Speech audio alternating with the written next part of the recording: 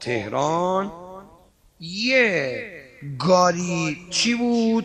این جیگر میفروخت، معروف بود به قاسم جیگرکی.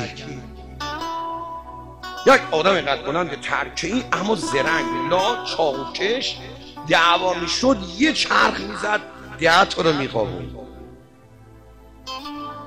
اما این و گاهی هم شراب میخورد گاهی.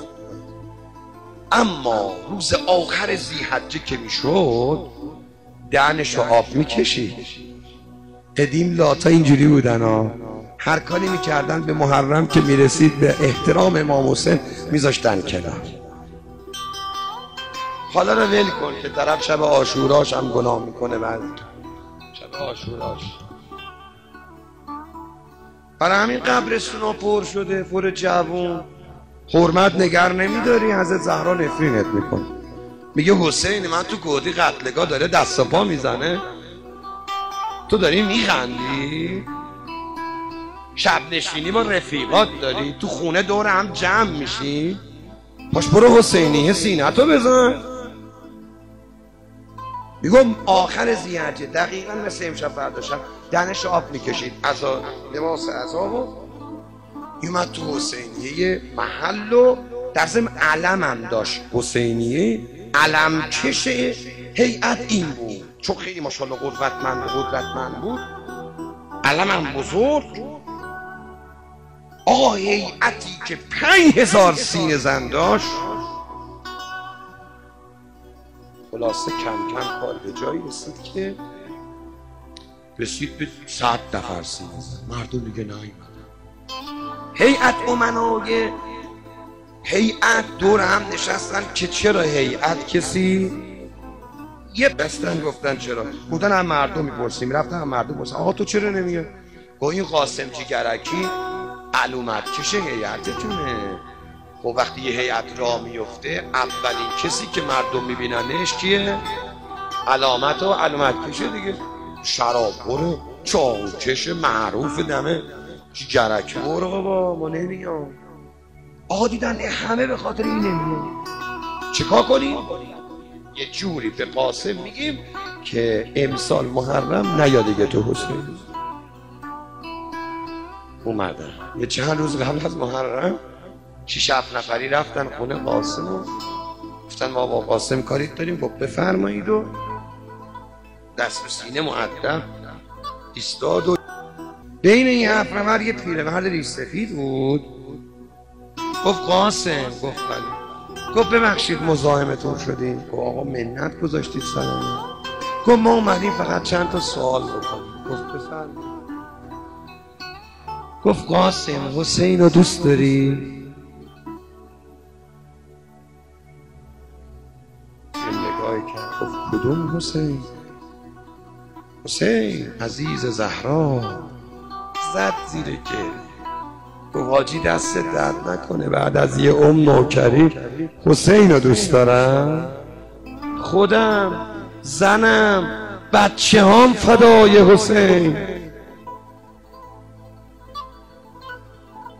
گفتن ناراحت نشو ما چند تا سوال. گفت بله دوست دارم، میمیرم برای حسین فاطمه. گفتن قاسم هر کاری از دستت بر بیاد برای امام حسین میکنی؟ گفت بله دیدید که من تو محرم هر کاری میکنم، هر کاری. بعضی فقط بلدم واسه دم در، ولی اگه دستشویا گرفت به اون میگن برو و این کارم میکرد قاسم. گفت دیدید من توالت میشورم، در دستشویا رو میشورم، تمیز میکنم، جارو میکنم، آب میپاشم، ظرف میشورم، از تیر میرم بالا پرچم میذارم، هر کاری بتونم میکنم. افتخارم. گفتن درسته قبول. گفتن قاسم دوست داره هیئت اربابت کوچیک باشه یا بزرگ؟ گفت بزرگ. حسین عظمت داره، هیئتش هم باید عظمت داشته باشه. گفتن قاسم یه سوال دیگه. گفتن اگر کسی باعث بشه هیئت حسین کوچیک بشه وظیفش چیه؟ این شک کرد. گفت ببخشید یعنی چی؟ گفتن که یعنی مثلا مردم نیان هیئت به خاطر یه نفر.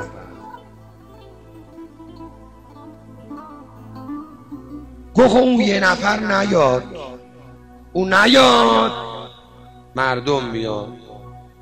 گفت راستیاتش ما هم برای همین اومدیم، دید اینا اومدن بهش بگن دیگه هیئت. گفت قاسم ببخشید امسال نیاد دیگه تو حسینی. گفت باشه نمیاد. سلام منو به مردم برسونید بگید قاسم نمیاد شما بیان. قاسم فدای شما مردم بشه. بیان چون من نمیاد. باشه قاسم ببخشید آماد جسارت نمیخواستیم، فقط اومدیم محترمانه بهت بگیم تو که میای دیگه کسی نمیاد، تو دیگه نیا. اخونه اومدن بیرون و شب اول محرم زن و بچهش به قاسم گفتن قاسم بابا نمیری هیئت؟ گفت چرا بابا شما برید من میام. نذاش زن و بچهش بفهم. رفت چند تا پارچه مشکی جور کرد از چادر زنش و رفت تو زیرزمین خونش، دور تا دور زیرزمین خونش رو مشکی زد. گفت حسین جان من از حسینیه بیرون کردم. به من گفتن دیگه نیا.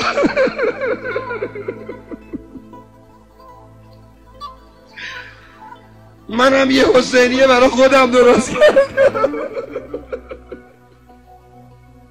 اینجا کسی نیست منو بیرون کنه. زنجیراشو برداشت، هرچی شعر بلد بود هی توی زیر زمین زنجیر میزد و هی میگفت یا حسین یا حسین.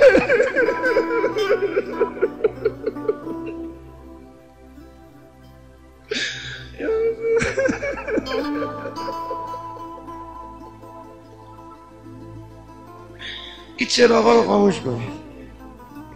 امشب بذارید جوانا داد بزنن و گریه کنن.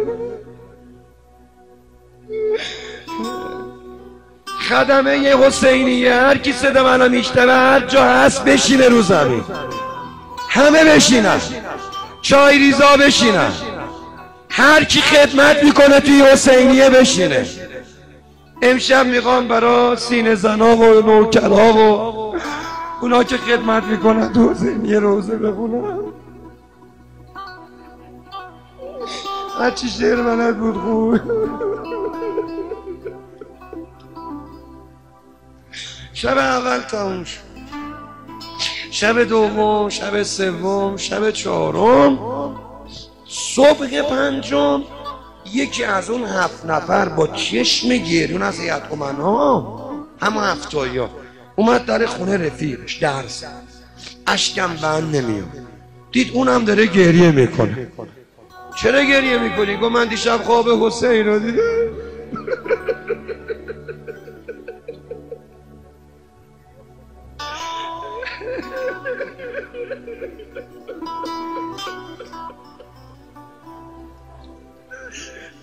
یا امشب چه خبره اینجا؟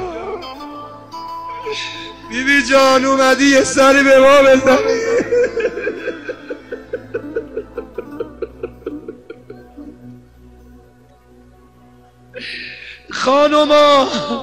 خانوما صدا منو میشنوی؟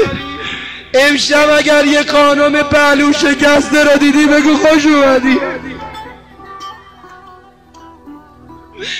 امشب مادرش اومده ببینه کی برای حسین داره گریه.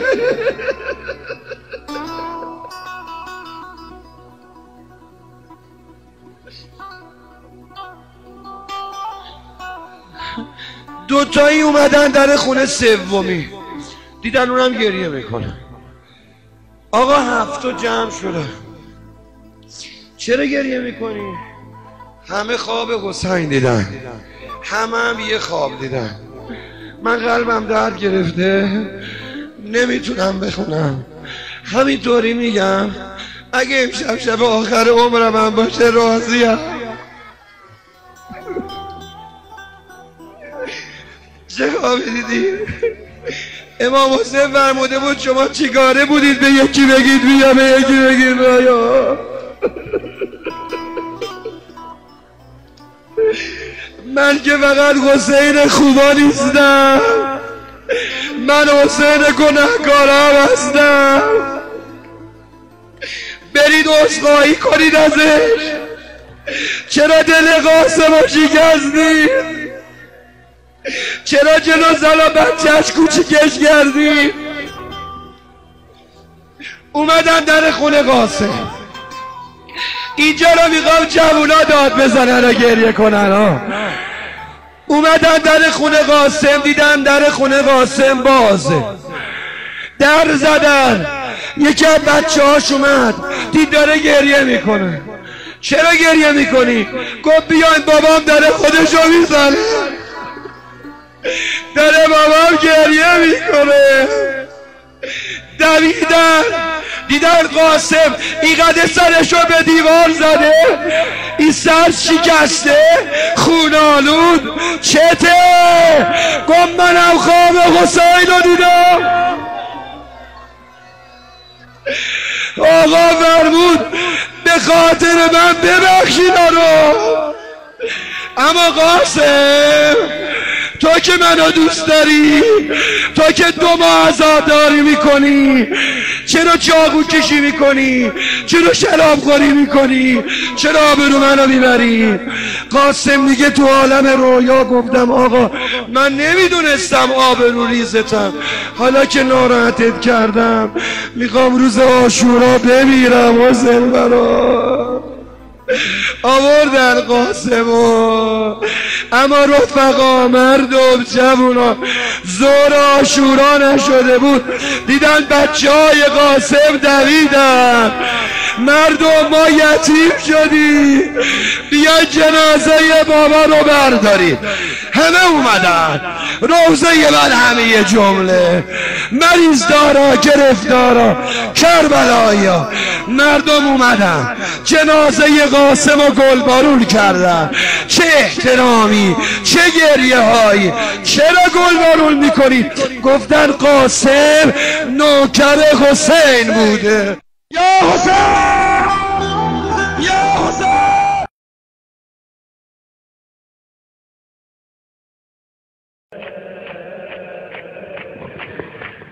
احضر مجلسك خليني يا مولاي،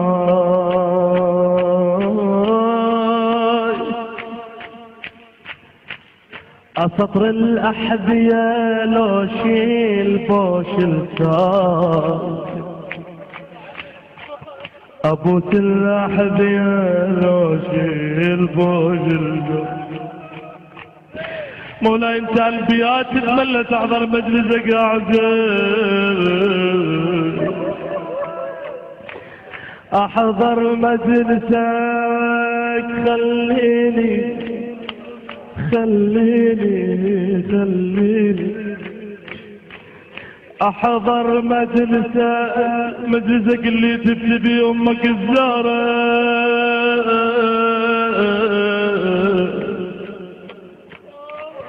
احضر مجلسك خليني يا مولاي، اسطر الاحذية لو شيل بوش الجاي، اسطر الاحذية لو شيل، لو اكمس المجلس لو اوزع الماء،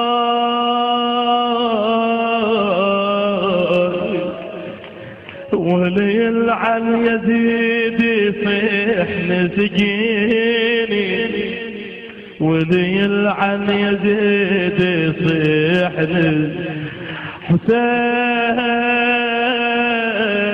حسين.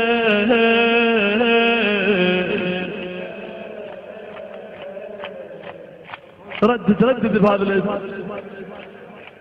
وحقية الزهراء، الزهراء عينها على حلقة،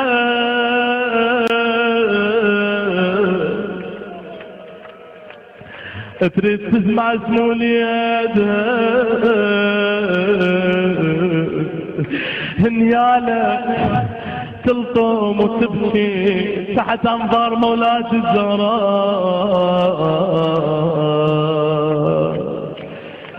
مولاي مولاي مولاي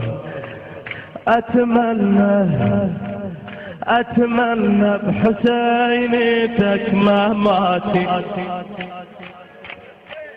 يا حسين.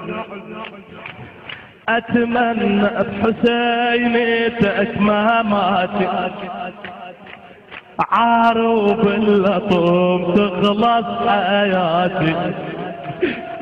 عارو باللطم تخلص حياتي. عليك من العطش بس لهاتي. عليك من العطش بس لهاتي. غسلي من دمع غربة بناتي. غسلي من دمع غربة بناتي. مولاي مولاي مولاي مولاي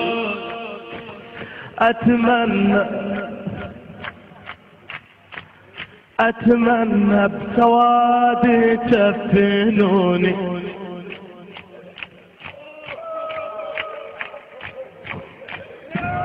أتمنى بسوادي تفنوني وبواد الطفوف يطوفوني.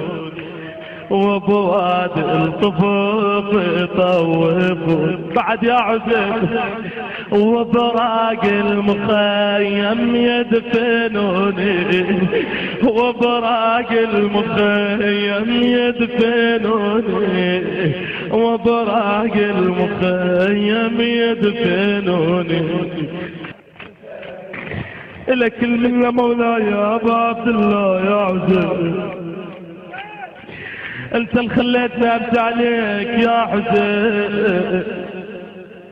انت اللي خليتني انصم عليك يا عزيز يا عزيز. مولاي ابكي والطب واقرا وتشوف لي امك الزهره يا عزيز.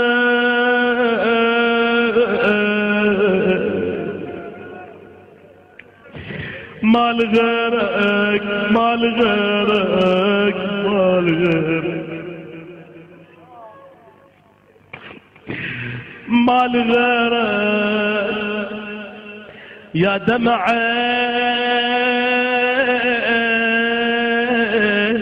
العزيز. الما يصير